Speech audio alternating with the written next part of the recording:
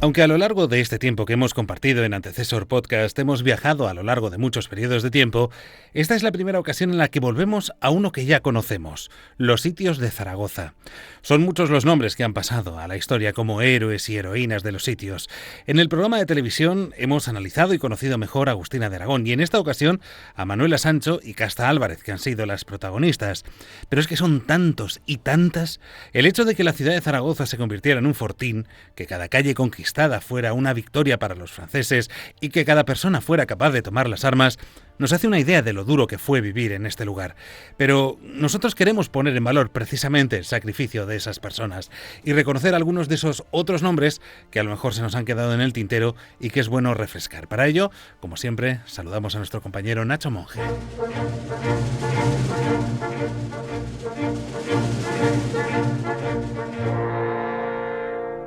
De los sitios de Zaragoza podemos rescatar varias figuras que destacaron por sus actos y su defensa de la ciudad.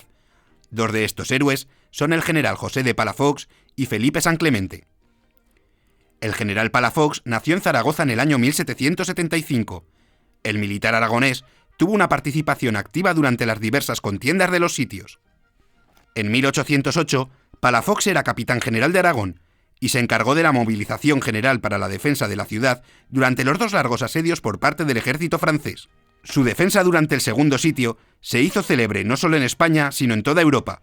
Palafox fue hecho prisionero y enviado a Vincennes por haber jurado fidelidad a José Bonaparte y haberlo traicionado. Allí permaneció hasta el 13 de diciembre de 1813, cuando se firmó el Tratado de Valenciennes. En 1758 nació en Barbastro Felipe San Clemente, otro de los grandes héroes de los sitios de Zaragoza. San Clemente era político y comerciante y desde el 1802 diputado del Común Ayuntamiento de Zaragoza. El general Palafox nombró a San Clemente vocal de la Junta Militar durante los asedios. Este participó activamente en la defensa de Zaragoza, en especial los días 4 y 5 de agosto. San Clemente resultó herido en combate, una bala atravesó su rodilla, lo que le obligó a utilizar muletas el resto de su vida. En 1809, tras perder en los asedios fortuna, salud e incluso hijos, se marchó a Cádiz, donde permaneció hasta 1813, año de la reconquista de Zaragoza. Como agradecimiento, la capital aragonesa le nombra administrador de aduanas de Zaragoza. Sin embargo, Felipe San Clemente falleció tan solo 2 años más tarde de la conclusión de la contienda.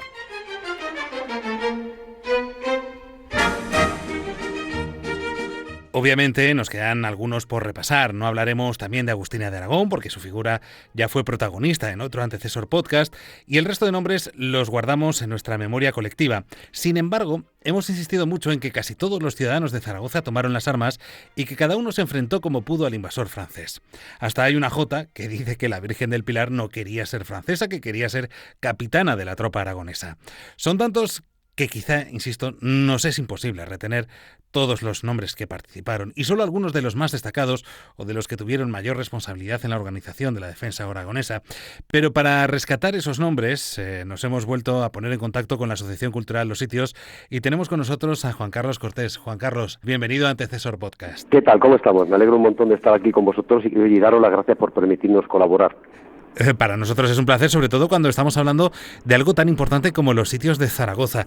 Y lo que decía, son muchos los nombres que conocemos, pero no sé si son todos o tenemos que recuperar algunos nombres que quizá por cuestiones de tiempo no nos enseñaron en clase.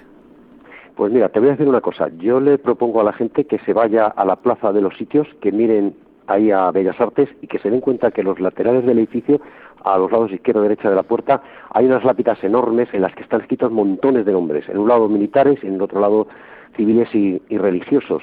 Y habría que añadir muchísimos más, o que entren en la capilla de la Anunciación, donde están enterradas nuestras heroínas, y que se fijen en los medallones, como el medallón empieza a poner nombres de mujeres y al final pone y muchos más. Es que son montones, es el montón. Mira, Palafox prometió a la gente: los que se distingan en la defensa verán sus nombres en las piedras de Zaragoza, y así ha sido. En ese lugar esos lugares que acabo de mencionar, o en montones, multitud de calles de Zaragoza que llevan nombres de héroes y heroínas de los sitios de Zaragoza. Bueno, son muchos los nombres, vamos a ir recuperando algunos de ellos, pero claro, ¿cómo seleccionamos los héroes y las heroínas? Porque lo que decías, ¿no? Tenemos hombres civiles, tenemos militares, tenemos gente laica, gente religiosa, son muchos, es que prácticamente la ciudad entera se volcó con los sitios de Zaragoza, ¿no? Es correcto, especialmente durante el primer centenario, que hubo hasta verdaderas peleas vecinales, estoy pensando en la calle Heroísmo, por ver qué nombre se le ponía a la calle, porque todo el mundo que vivía ahí quería que se le pusiera el nombre de sus ascendentes, de sus antecesores, de sus abuelos, ¿no? Por citarte un caso que tuvo que mediar a escala el ayuntamiento en la elección del nombre de la calle, ¿no? Realmente es muy difícil. De los que vayamos a hablar hoy, pues porque sí, ¿por qué no? ¿Por qué sí o por qué no? Bueno, sin más criterio que ese. Lo bueno es que, tengo que decirlo, Juan Carlos ha sido tan amable de enviarnos antes una lista un poquito de los nombres de los que podríamos hablar, y has hecho una selección muy completa, para que no nos olvidemos de ninguno de esos campos que mencionábamos, ¿no? De hecho, correcto. Empezamos por el teniente coronel Antonio Sangenís y Torres. Antonio Sangenís y Torres, que también tiene calle en Zaragoza. ¿Qué podemos decir de este hombre? Es un militar absolutamente excepcional. Se fugó con los ingenieros después del suceso del 2 de mayo, desde Alcalá de Henares, y acabó recalando en Zaragoza, y fue el jefe técnico de esos trabajos de fortificación que se hicieron. Zaragoza no tiene fortificación y la convierte en una ciudad fortificada que consigue resistir el primer asedio. Continúa con esos trabajos durante el segundo sitio. Y bueno, el resultado fue unos trabajos de fortificación tan formidables que se convirtieron de estudio obligatorio en las academias militares francesas durante mucho tiempo. Ahí, para que nos hagamos una idea, que la mejor valoración de su maestría profesional se la dio el propio enemigo. Además, una cosa muy curiosa, fue muy crítico con Palafox. Algunos miembros de la asociación han encontrado cartas que él había mandado a compañeros y demás en las que cruce, y la verdad es que no pone muy bien a Palafox, precisamente por problemas, por cuestiones tácticas, por cuestiones técnicas relativas a la dirección de las operaciones militares. No puso en ningún momento en duda el valor físico de Palafox o su capacidad como imán para atraer a las masas, como galvanizador de la defensa, pero sí desde un punto de vista técnico. Por citarte así un caso. Este hombre va a morir en la calle Asalto. Hay una lápida en el sitio en el que murió, se le enterró en el Pilar. Un disparo de cañón, estaba inspeccionando las obras, y desde lo que son hoy las eléctricas reunidas, un disparo francés le mató. Por citarte un caso. Me llama la atención lo que decías, ¿no? Crítico con Palafox, pero respetando la figura de cada uno. Es decir, cada uno podía tener su forma de pensar de cuál era la mejor defensa de Zaragoza, podía estar de acuerdo o no, pero se respetaba que las personas eran las que estaban ahí y que todos tenían el mismo objetivo, que era sobre todo resistir a las tropas napoleónicas. Correcto. Porque hay que tener en cuenta una cosa. Palafox era el jefe, él era teniente coronel, luego le van a hacer el título póstumo a coronel, pero de luego él era su jefe y obedecía las órdenes de una forma rigurosa. Lo que ocurre, se lo quita para que no estuviera de acuerdo, precisamente, además en asuntos muy técnicos relacionados precisamente con la organización de la defensa, de dónde se tenía que colocar las baterías, cómo se tenía que fortificar, etcétera, con la dirección de los trabajos. Bueno, la siguiente heroína, en este caso, que tenemos que destacar es Madre Rafols. La Madre Rafols es algo excepcional, es la heroína de la caridad. Esto ya sobrepasa al hecho de los sitios. Mira, cuando se funda en la Cruz Roja Internacional, después de la batalla de Solferino, en Suiza y demás, en la carta de fundación de la Cruz Roja se la cita a ella como modelo a imitar el trabajo de la Madre Rafols y las Hermanas de la Caridad durante los sitios de Zaragoza. Aparece citada a ese nivel. Tal fue la trascendencia de la labor humanitaria que llevaron a cabo aquí en Zaragoza. Había muy poco que habían llegado a Zaragoza en 1808, llevaban un par de años, y sin embargo el trabajo que hicieron, la forma en la que se comportaron, ella encabezándolas al resto de las Hermanas de la Caridad y demás, fue algo absolutamente excepcional. Fueron heroínas de los sitios y de la caridad, y así les gusta precisamente a las hermanas que se la recuerde. Por cierto, que la tumba de la Madre Rafols, que está en proceso de santificación, se encuentra en la Casa General, precisamente en la calle donde tiene ella su propio nombre. La calle lleva su propio nombre, la calle Madre Rafols. Ahí se le puede ir a visitar su resto, por ejemplo. Una duda que tengo yo, Juan Carlos. Madre Rafols, dentro de esa labor de caridad, ¿que era de atención a las personas necesitadas o era de ayuda a los heridos? ¿Era un poco de todo? Ya trabajaban en la caridad en el Hospital General de Nuestra Señora de Gracia, en lo que es el actual zona del Banco de España, todo ese complejo comercial que tenemos en las arcadas del lado izquierdo subiendo el Paseo de Independencia. Ellos ya trabajaban allí y luego se trasladaron a diferentes sitios después conforme terminó el bombardeo y el incendio del hospital. El 2 de julio ya se trasladaron ellas a trabajar a otros sitios, y ahí siguieron trabajaban con todos, con el IDEMAS. Fue famoso el hecho de que ya cuando ya estaban agotados los medios de defensa, los medios de sustento del personal, sacó una bandera blanca y sin encomendarse ni a Dios ni al diablo, cruzó las líneas, la recibió el mariscal Lanz durante el segundo asedio, y tanto le impresionó porque le dijo que abriera las esclusas de agua. Zaragoza no bebía de los ríos, el agua de Zaragoza no era salubre, se bebía de una acequia. Los franceses la habían cerrado y convenció al mariscal Ney, para que abriera la acequia y volviera a entrar agua para que ella pudiera atender a los heridos, y le daba además los despojos del matadero de carne francés para que pudiera alimentar a los heridos. Eso la criticaron mucho, porque que se había liado con los franceses, que si era una espía, entonces la pusieron inmediatamente en el punto de mira, pero ella le daba exactamente igual. Lo suyo era atender a los heridos y daba igual de dónde fueran la nacionalidad. Qué bueno, sí señor. Bueno, el siguiente me vas a tener que ayudar, Juan Carlos, con la pronunciación. Entiendo que es Barón de Barsach. Barón de Barsach, efectivamente. Uh-huh. Yo soy del Eteri de Barsach, efectivamente. Los Barsach era una familia noble de origen valón, de origen belga, que habían recalado en España. Recordemos los antiguos Imperio Español, pues había nobles, claro, había españoles en Flandes, también de Flandes vinieron aquí a España y demás. Ellos tenían su casa, en su palacio en Calatayud, es el actual, el casino bilbilitano era la casa de ellos. Él, como se hacía entonces, los hijos mayores se daban los títulos, el segundo y el tercero pues iban o al ejército o a la iglesia. Correcto. Y él acabó por su título nobiliario en la Guardia Real de Madrid, en las denominadas guardias valonas. La Guardia Real tenía las guardias italianas, las guardias valonas y las guardias españolas.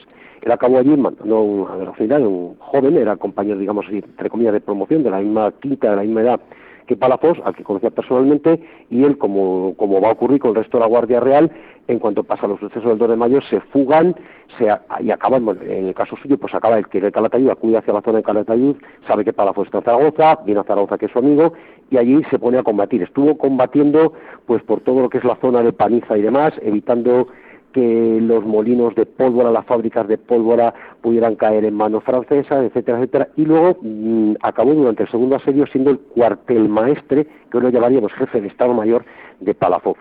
Cuando Palafox ya está enfermo, él finalmente va a encabezar el contraataque que se va a lanzar por el Puente de Piedra cuando los franceses han tomado ya el arrabal, intenta liberarlo, y una bala de cañón le va a herir en el Puente de Piedra, y se lo llevaron a morir a su casa. Él tenía ya casa en Zaragoza, lo que era entonces el número 70 de la calle de las Armas.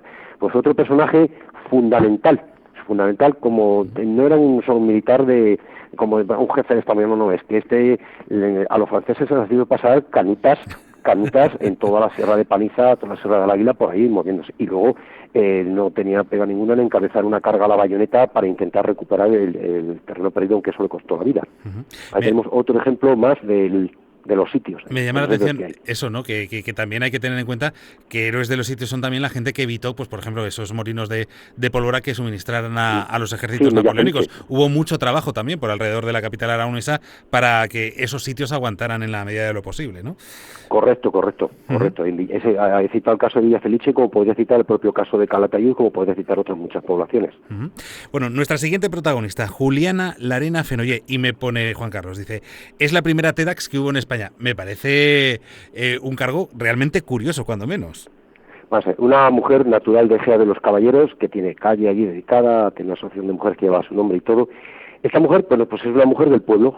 Ahora toca hablar de mujeres del pueblo ya, ¿no? Una mujer que se distinguió en la asistencia a los heridos, que cuando el bombardeo de ese hospital de Gracia que he estado nombrando antes, el día 1 de julio, se dedicó a sacar los heridos con el hospital ardiendo, derrumbándose y sacándolos como pudo, y atendiendo a los heridos como hacían tantas otras mujeres. Lo que ocurre es que ella posteriormente, durante el segundo asedio, se va a ir al reducto de Pilar. El reducto de Pilar cerraba el puente sobre lo que es el Huerva. Vamos a ponernos que el puente de Huerva estaba aproximadamente en donde estaba, por citar un sitio que se puede conocer, el Monumento a la Constitución, en donde empieza el Paseo de Constitución, uh-huh, con el Paseo Sagasta, y aproximadamente estaba el puente. Y se construyó coincidiendo con el actual centro comercial que todo el mundo conocemos por ahí. Se construyó una fortificación, el reducto del Pilar. ¿Qué ocurre? Los franceses disparan con artillería pesada desde Torrero. Esa artillería pesada, por ejemplo, utilizaban obuses y morteros que disparaban unas bombas con la mecha ardiente. Nos acordamos del Coyote y el Correcaminos. Sí. Los franceses calculaban la longitud de la mecha y al disparar la mecha prendía, y cuando caía en el reducto del Pilar se quedaba dando vueltas con la mecha consumiéndose a punto de explotar. ¿Qué hacía ella? Se tiraba encima de esas bombas un poquito grandes. Se ha recuperado alguna, por ejemplo, en la Aljafería, son del tamaño de un balón de Nivea, uh-huh, de un balón de playa. ¿Sí? Entonces se tiraba encima de unas tenazas y les arrancaba la mecha a punto de explotar. Jolín. Hay que tener valor, ¿eh? Hay que tener valor. Hay que tener mucho valor. Es una figura que ha pasado no totalmente desapercibida, pues se la recuerda, pero yo creo que habría que ponerla más en valor, como tantas otras mujeres del pueblo llano, que de un día decidió que se jugaba la vida por su casa, por su gente y por aquello en lo que creía. Uh-huh. Otra mujer también protagonista, Josefa Mari Borbón, en este caso muy involucrada dentro del mundo de la cultura, entiendo, ¿no? Sí, vamos a ver, esta mujer, su problema es que nació 200 años antes. Si hubiera nacido 200 años después, habría estado a cargo de algún ministerio y de algún cargo político. Porque esta mujer, hija de un médico, se dedicó a estudiar, a hablar alemán, inglés, latín, griego, italiano, español, francés.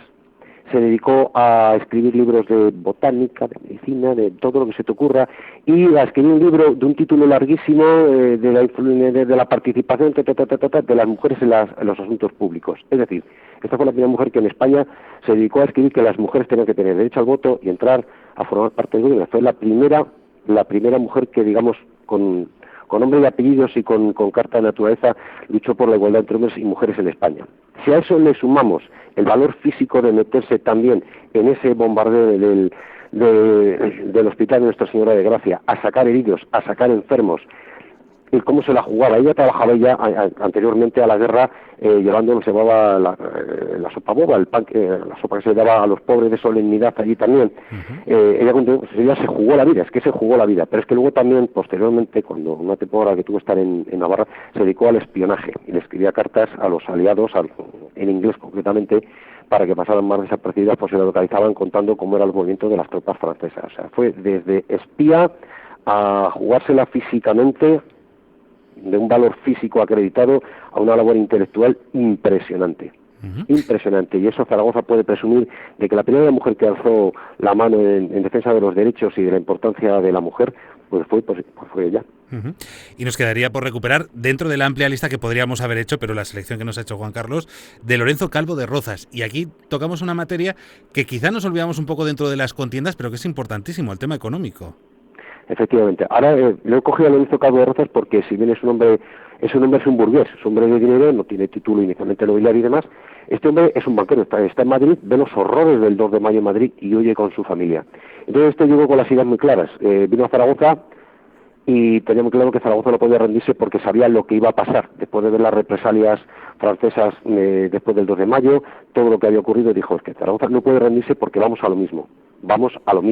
No podemos rendirnos, aquí hay que resistir y demás. Entonces este hombre tiene una capacidad de organización impresionante, absolutamente impresionante.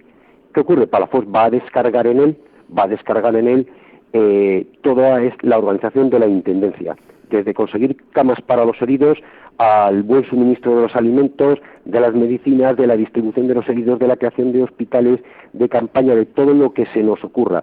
Y además, hay quien dice, por no estar la cosa clara, que cuando Palafox salió de la ciudad al principio y los franceses le mandan cuartel general Santa Engracia, paz y rendición. Entonces le contestó él, aquí el cuartel general español, guerra y cuchillo. Dicen que fue él, otros dicen que fue Butrón, general Butrón.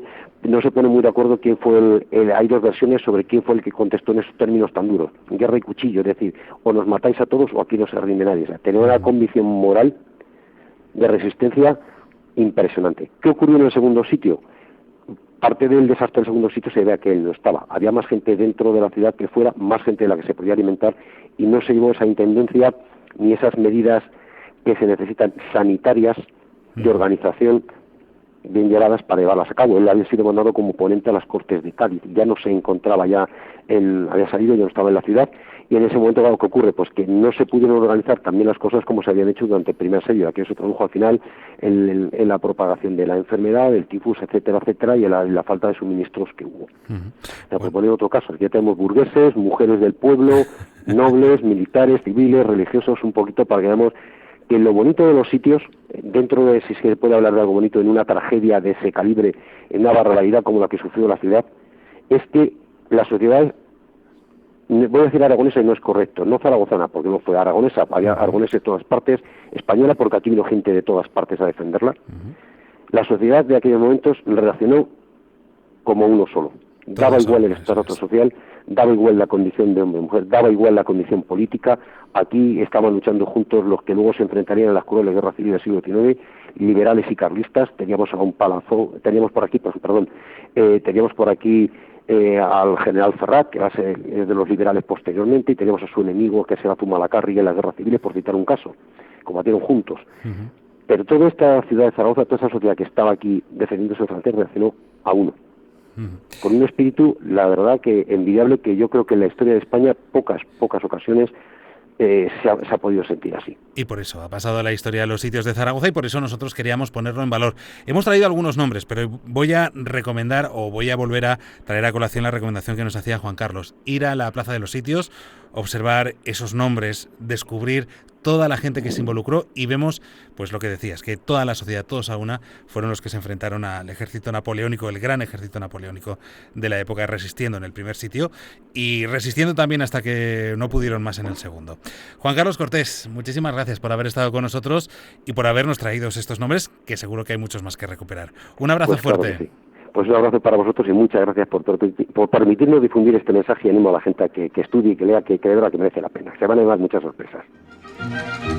La recuperación de estos nombres como personas que formaron parte de la resistencia durante los sitios de Zaragoza es un reflejo, insisto, de esa cantidad de ciudadanos, zaragozanos o no, que hicieron frente a las tropas napoleónicas. Algunos nos quedan por rescatar, algunos de los más conocidos, pero para ello contamos de nuevo con nuestro compañero Nacho Monge. Otras dos figuras que tuvieron gran relevancia durante los sucesos que ocurrieron en los sitios fueron las del tío Jorge y María Agustín. Jorge Ibori Casamayor, conocido como el tío Jorge, nació en Zaragoza en 1755 y fue un personaje destacado de la defensa de la ciudad durante el primer sitio. Durante los primeros días de asedio, el tío Jorge fue uno de los principales encargados de la defensa del arrabal, tras organizar y liderar la partida de labradores y escopeteros. Más tarde, fue nombrado comandante de la escolta y guardia de honor del general Palafox, al que acompañó en los distintos combates. Con el paso de las batallas, el tío Jorge llegó a ostentar el cargo de teniente coronel. Sin embargo, Jorge Ibori Casamayor falleció el 15 de noviembre de 1808, víctima de la epidemia de tifus que afectó a la ciudad durante los sitios. En 1784 nació en Zaragoza María Agustín, una de las heroicas defensoras de la ciudad durante los sitios de Zaragoza. María Agustín tuvo una gran relevancia en la logística del conflicto. Su papel fue suministrar agua, alimentos y munición a los soldados aragoneses. Durante uno de los ataques resultó herida en el cuello. Sin embargo, y pese al dolor, continuó con su cometido. Al finalizar los sitios, el general Palafox la condecoró con el escudo de distinción por el primer sitio de Zaragoza y le dio una asignación de 2 reales diarios, puesto que la herida en el cuello la había dejado inválida de un brazo.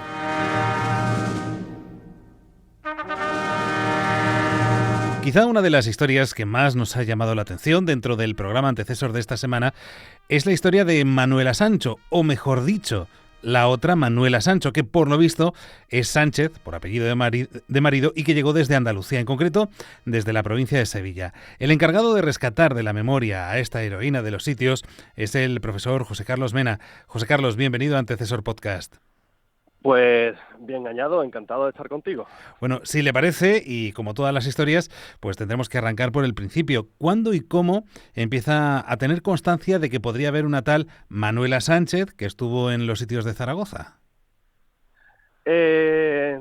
Fue por casualidad, porque es una carta manuscrita de mayo de 1809 que aparece en el archivo de la Casa Ducal de Medina Sidonia, en Sanlúcar de Barrameda, en Cádiz. La duquesa, antes de fallecer alrededor de 2006, la descubre, y entonces en unos legajos de la esposa del duque, y la lanza a prensa, pero la verdad que tiene poco eco. Se hace la lanza y la gente pues apenas escucha o presta atención a las historias de Manuela de Luna, que como se le conoce, ¿no? Uh-huh.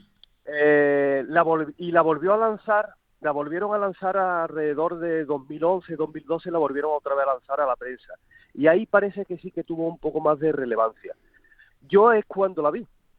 Uh-huh. Es cuando la vi, la noticia, y me llamó, la verdad, muchísimo la atención, ¿no? Una mujer de un pueblo de Sevilla, de Fuente de Andalucía, que había luchado en Bailén, en Tudela, había estado en el segundo sitio de Zaragoza. Claro, me llamó la atención, independientemente de que fuese todo verídico, pero me llamó mucho la atención. Entonces, a mí me gusta escribir mi pequeño relato. Uh-huh. Y hice un relato basado en Manuela, que lo presenté a un certamen literario. Gustó mucho, ganó, y entonces a partir de ahí me invitaron a que escribiera más sobre Manuela de Luna. Y ya me puse en contacto con el archivo y me mandaron una copia de la carta, y efectivamente pues la carta, la curiosidad es, como has comentado, que al principio dice ella que se la conoce como Manuela Sancho, y es Sánchez por el marido, pero que tiene apellido de Luna, que es de Fuentes de Écija, que la llamaban antiguamente, pero ahora es Fuentes de Andalucía. Y a partir de ahí pues ya empecé, sobre todo estiré la parte de la parte de la carta que me mandaron desde el archivo. Pero la carta ya relataba todo ese proceso del viaje de Manuela, como decíamos, por Bailén, por Tudela, hasta llegar a Zaragoza, o luego ha habido un proceso también ahí de investigación por parte de usted, un poco intentando encontrar pues más detalles acerca de la vida de Manuela de Luna. No, en la carta aparece que ella lucha en Bailén, en principio, digamos, ayudando a su marido a cargar un cañón, eso es lo que pone. Según una investigadora, que no recuerdo ahora mismo su nombre, pero de la Universidad de Cádiz, era muy normal en los primeros momentos de la guerra de la independencia, para expulsar al francés, era muy normal que muchas mujeres siguieran a los maridos, porque cuando el general Castaño hizo, vamos a decir, las levas para intentar frenar a las tropas francesas, que de hecho vino después del levantamiento del 2 de mayo, los franceses se dirigían a Cádiz a recuperar la flota que estaba allí retenida tras la batalla de Trafalgar. Y entonces fueron a su encuentro, y de ahí en la batalla de Bailén. Entonces el general Castaño tuvo que frenar el ímpetu de la población civil para apuntarse al ejército. Y van cogiendo a a lo mejor a las personas que estaban más preparadas. Muchas mujeres acompañaron a su marido, entonces no era extraño que Manuela fuese con su marido, y ese marido pues a lo mejor lo vieron más apropiado y lo pusieron a cargar el cañón. En la carta, como te estoy comentando, aparece mencionado que lucha en Bailén, que de Bailén pasa a Tudela, que de Bailén pasa a Tudela. Allí viene la carta que da luz prácticamente en plena batalla. En la carta se menciona que tiene una puntería casi divina. En la carta viene que en Tudela es herida, incluso, vamos, con detalle de un sablazo en la espalda, un balazo en la rodilla, y que es apresada. Y que incluso en la carta viene que consigue escapar junto a su marido y se va a luchar a Zaragoza, a las calles de Zaragoza. Todo eso viene en la carta. Entonces, a partir de ahí conseguí hilar el relato al estilo de Pérez Galdós en episodios nacionales, y conseguí poquito a poco tirar del hilo. Así que hasta ahí te puedo contar con respecto al tema de la carta. Eso iba a decir. Luego, ¿cómo continuó? ¿Se supo algo más de Manuela de Luna? ¿Cómo ha sido el trabajo de investigación que ha llevado a cabo? Sinceramente, no. Sinceramente, se le pierde mucho el hilo por todo el tema que de tirando de Luna, de Sánchez, de Sancho, es muy complicado.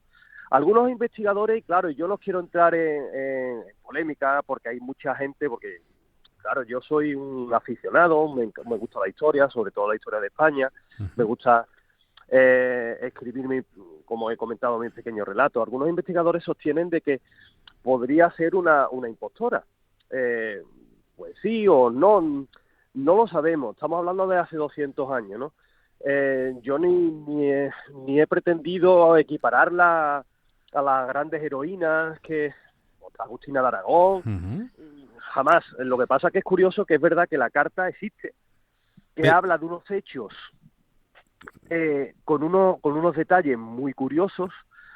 No vamos a olvidar de que estamos en el siglo XIX, a principios del siglo XIX, y las noticias no corrían como ahora mandamos un WhatsApp y nos enteramos enseguida. Zaragoza cae en febrero del 1809, y eso, la carta está fechada en mayo de 1809, ¿no? Y te da unos detalles muy curiosos, que aunque sea una impostora, se lo tiene, se lo tiene muy bien aprendido. Pero, José Carlos, ¿una impostora en qué sentido? ¿De que no vivió realmente todo eso? De que no vivió y se hizo pasar por una heroína. A lo mejor buscando un salario para después recompensar a los héroes de la guerra, ¿no? Efectivamente, pero que da datos muy curiosos, porque sabemos, ya me puse en contacto con el Ayuntamiento de Fuente Andalucía, y Manuela de Luna existió, está la partida de nacimiento. Uh-huh.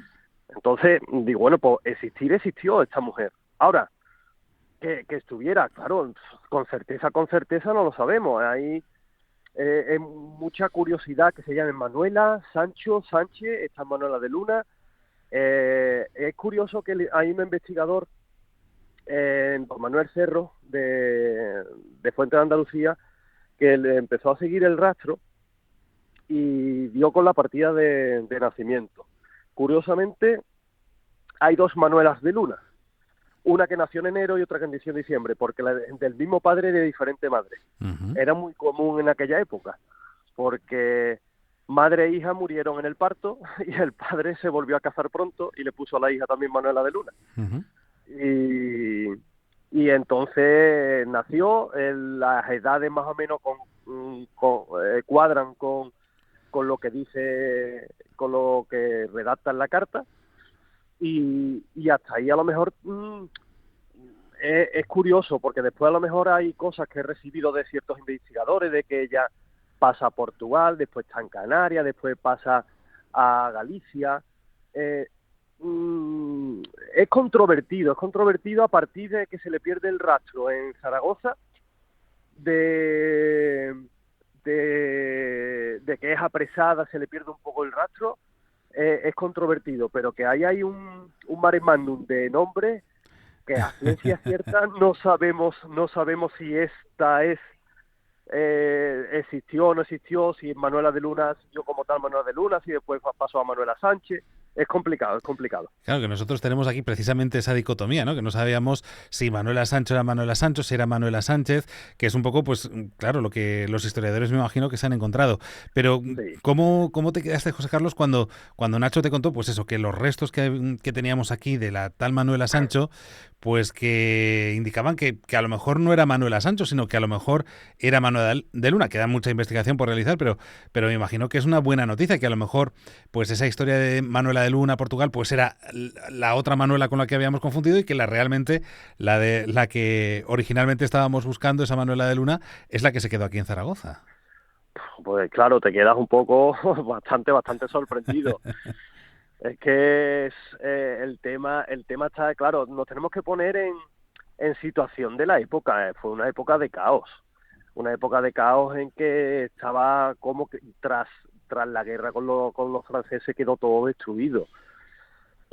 No había nada y un descontrol enorme. Uh-huh. España se sumió en eso, como estamos hablando, caos, destrucción, pobreza. Se pasó muy mal. Entonces, claro, se le perdió la pista muy pronto a las personas, ¿no? Y claro, cuando me lo comentaron, cuando me comentó Nacho eso, digo, pues eso sería una grandísima noticia, ¿no? Para darle bombo bastante, ¿no? Uh-huh. Y la verdad que fue grata la noticia. Bueno, pues veremos cómo continúa ese proceso de investigación, pero desde luego también nosotros queríamos poner en valor la figura de esa otra Manuela Sánchez, Manuela de Luna, que independientemente de, bueno, pues si es ella o no la que está, como decimos, en los restos aquí en Aragón, pues parece ser que indica que la historia también nos dice que luchó en los sitios de Zaragoza, y que por eso nosotros también tenemos que ponerla en valor, por supuestísimo. Hoy lo queríamos hacer con José Carlos Mena. Muchísimas gracias por habernos acompañado en este tiempo de Antecesor Podcast. Pues gracias a ti. Para mí es un placer de contar, de hablar de Manuela de Luna. Vamos a ver, es un descubrimiento para mí, y como tantos otros personajes, hombres y mujeres que lucharon por este país, ¿no? Y poquito a poco pues se están descubriendo. En este caso es Manuela Luna, Manuela Sancho, Manuela Sánchez. Llámese como se llame, pero mira, hay que darlos a conocer, que se lo merecen. José Carlos, muchísimas gracias.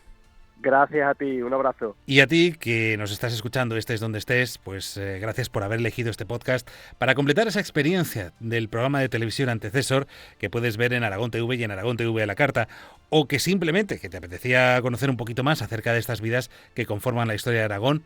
Gracias, simplemente gracias. A todos los que habéis elegido este Antecesor Podcast desde aquí o desde fuera de nuestro territorio, nada, deciros que simplemente nos escuchamos en el siguiente episodio aquí en Antecesor Podcast. Hasta luego.